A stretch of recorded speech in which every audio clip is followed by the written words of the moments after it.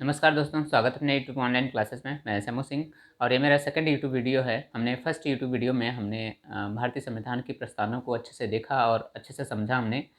तो इस वीडियो में हम प्रस्तावना से जो भी संबंधित प्रश्न हैं, उन सारे प्रश्नों को हमने एक साथ एकत्रित किया है और उन सारे प्रश्नों पे हम चर्चा करेंगे, जो कहीं न कहीं आज तक किसी न किसी एग्ज़ाम में पूछे गए हैं और भी आगे पूछे जाने की संभावना है।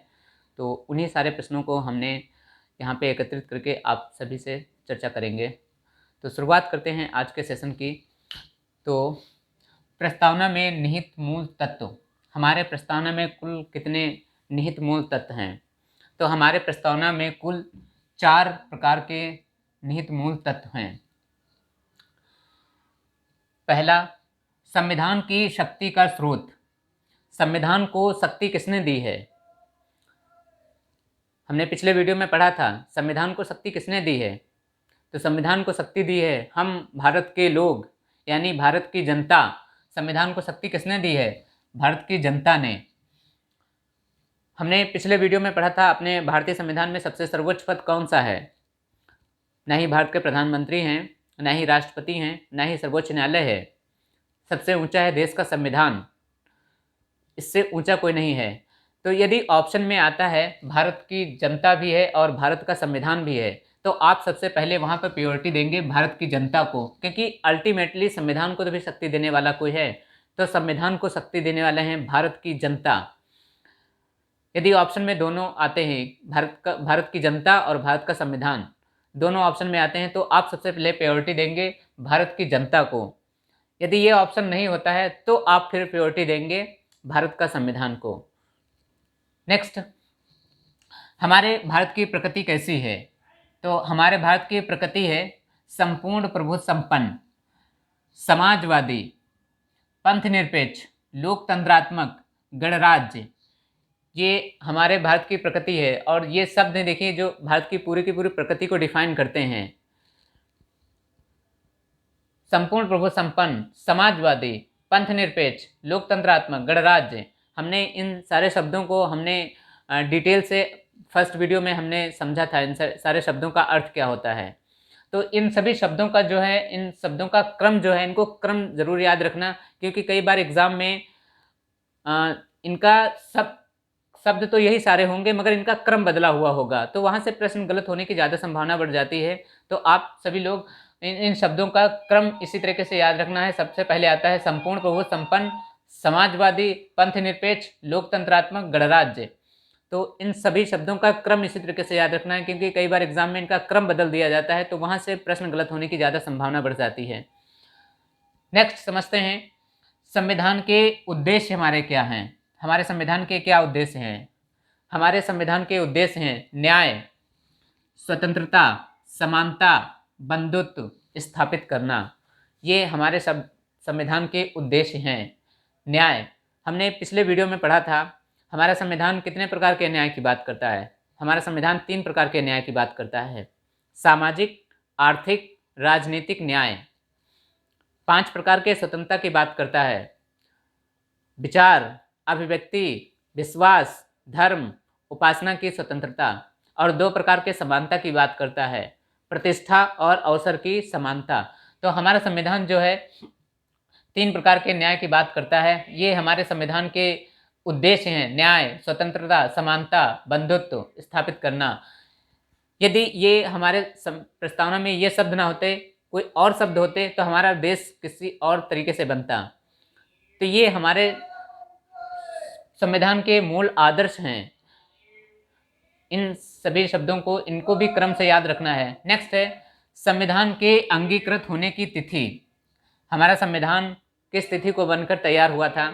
तो हमारा संविधान 26 नवंबर 1949 को बनकर तैयार हो गया था और इसी दिन लगभग 15 भाग लागू कर दिए गए थे। शेष संविधान जो है 26 जनवरी 1950 को लागू किया गया था। तो अपना संविधान 26 नवंबर 1949 को बनकर तैयार हो गया था। इसी तिथि को अंगीकृत होने की तिथि कहा जाता है। एक प्रश्न और यहाँ से बनता है कि 26 नवंबर 1949 को अपना संविधान बनकर तैयार हो गया था, तो 26 नवंबर को विधि दिवस प्रत्येक वर्ष मनाया जाता है। 26 नवंबर को विधि दिवस प्रत्येक वर्ष मनाया जाता है। ये प्रश्न कई बार एग्जाम में पूछा गया है कि विधि दिवस किस तिथि को मनाया जाता है, तो विधि दिवस 26 नवंबर को ही प्रत्येक वर्ष विधि दिवस भी मनाया जाता है। नेक्स्ट समझते हैं प्रस्तावना की अवधारणा। देखिए, प्रस्तावना की जो अवधारणा है, कंसेप्ट है, वो हमने किस देश से प्रेरित है, वो किस देश से लिया गया है। तो प्रस्तावना की जो अवधारणा है वो संयुक्त राज्य अमेरिका के संविधान से प्रेरित है। देखिए, दुनिया का सबसे पहला इन्हीं का संविधान बनकर तैयार हो गया था लगभग 1790 में। तो इनके भी संविधान स्टार्ट होने से पहले इनके भी संविधान में एक प्रस्तावना दे रखी है। तो इन्हीं के संविधान से हमने प्रेरित होकर के भी अपना संविधान संविधान स्टार्ट होने से पहले अपने संविधान की भी प्रस्तावना होगी। तो संविधान की प्रस्तावना की अवधारणा जो है वो हमने संयुक्त राज्य अमेरिका से प्रेरित है। मगर अब एक दूसरा पॉइंट आता है, प्रस्तावना की भाषा। देखिए, प्रस्तावना की अवधारणा तो संयुक्त राज्य अमेरिका के संविधान से प्रेरित है, मगर प्रस्तावना की भाषा जो है, लैंग्वेज है, वो ऑस्ट्रेलिया के संविधान से प्रेरित है। वो संयुक्त राज्य अमेरिका के संविधान से कम मिलती जुलती उसकी भाषा है, मगर ऑस्ट्रेलिया के संविधान से ज़्यादा मिलती जुलती है। तो यहाँ पे दोनों प्रश्न थोड़ा कंफ्यूज करते हैं कि प्रस्तावना की अवधारणा जो है वो संयुक्त राज्य अमेरिका के संविधान से प्रेरित है और प्रस्तावना की भाषा जो है, लैंग्वेज जो है, वो ऑस्ट्रेलिया के संविधान से प्रेरित है। नेक्स्ट समझते हैं, एक नोट डाल के बात यहाँ पे लिखी गई है।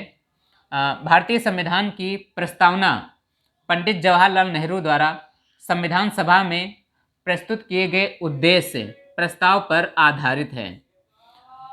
हमारे प्रस्तावना की जो उद्देश्य प्रस्ताव, हमारे प्रस्तावना का जो उद्देश्य है वो पंडित जवाहरलाल नेहरू के प्रस्ताव उद्देश्य पर आधारित है। नेक्स्ट है, यह उद्देश्य प्रस्ताव 13 दिसंबर 1946 को प्रस्तुत किया गया, जिसे 22 जनवरी 1947 को इसे स्वीकार किया गया। हमारे संविधान सभा की 3 बैठक होती हैं।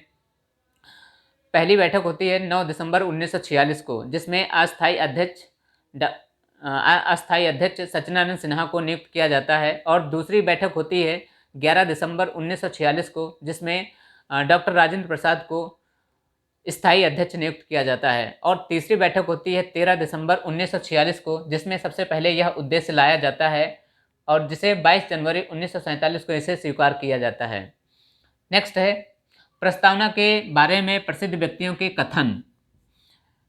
क्या किसने प्रस्तावना के बारे में क्या किसने कहा है, तो यहाँ से कई बार एग्ज़ाम में प्रश्न पूछे जाते हैं, तो देख लेते हैं यहाँ से थोड़ा। प्रस्तावना संविधान की जन्म कुंडली है, ये किसने कहा। जन्म कुंडली क्या होता है, जन्म कुंडली में क्या होता है। जन्म कुंडली, जब छोटा बच्चा कोई जन्म लेता है तो हम पंडित जी से जन्म कुंडली बनवाते हैं। उस जन्म कुंडली में होता क्या है, जन्म कुंडली में बच्चे का पूरा भविष्य निर्धारित होता है। बच्चा भविष्य में क्या बनेगा, कैसा बनेगा, पूरा का पूरा भविष्य निर्धारित होता है। तो इसी तरीके से प्रस्तावना को भी संविधान की जन्म कुंडली कहा है। ये किसने कहा, ये के.एम. मुंशी ने कहा है कि प्रस्तावना जो है संविधान की जन्म कुंडली है। नेक्स्ट है की नोट, कुंजी नोट। ये एक अंग्रेज प्रोफेसर हैं अर्नेस्ट बार्कर, प्रस्तावना को कुंजी नोट कहते हैं। प्रस्तावना एक कुंजी नोट है, ये अर्नेस्ट बार्कर कहते हैं। नेक्स्ट है, प्रस्तावना संविधान की आत्मा है। किसने कहा, ठाकुरदास भार्गव ने।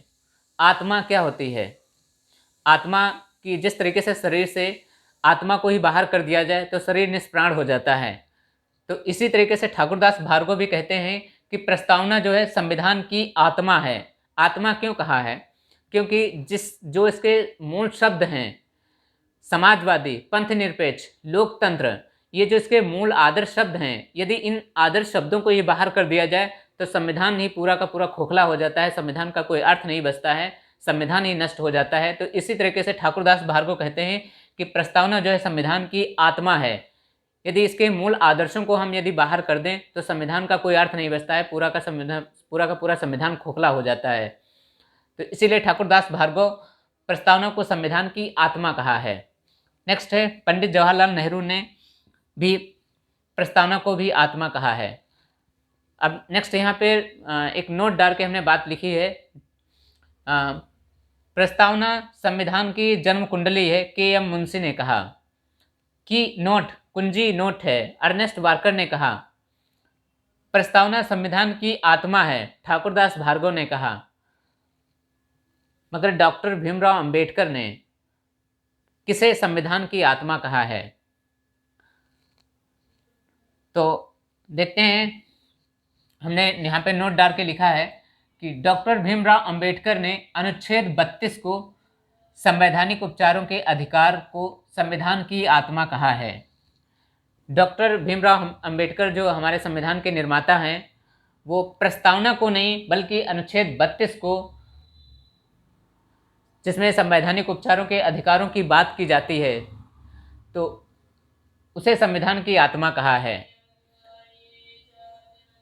तो यहाँ से प्रश्न पूछा जाता है कि डॉक्टर भीमराव अंबेडकर ने किसे संविधान की आत्मा कहा है? तो डॉक्टर भीमराव अंबेडकर ने प्रस्तावना को नहीं बल्कि अनुच्छेद 32 को, संवैधानिक उपचारों के अधिकारों की जो बात करता है, उसे संविधान की आत्मा कहा है। नेक्स्ट समझते हैं, प्रस्तावना संविधान का भाग है या नहीं।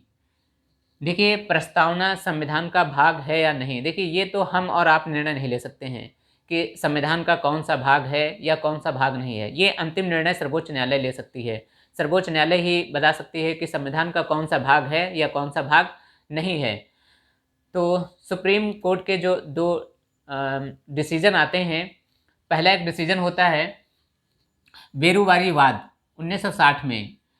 ये देखिए, जो बेरुवारी वाद जो है, ये वास्तविकता एक जगह का नाम है जो पहले इंडिया की जगह थी, ये पाकिस्तान को सौंपनी थी, तो सौंपी जानी थी। जो पूर्वी पाकिस्तान है वहाँ पे पहले इंडिया की जगह थी और वो पाकिस्तान को सौंपी जानी थी। तो उसमें कुछ याचिकाकर्ताओं ने सुप्रीम कोर्ट में याचिका की कि हमारा संविधान तो है एकता और अखंडता की बात करता है, ये तो देश तोड़ने की बात की जा रही है। हमारा राज्य क्षेत्र है जो किसी और देश को दिया जा रहा है, तो ये हमारे संविधान के न्याय के विपरीत कार्य कर रहा है। तो इसमें कहा गया था कि ये तो देश तोड़ने की बात की जा रही है। तो उस केस में जो है सुप्रीम कोर्ट ने प्रस्तावना संविधान का भाग नहीं माना था।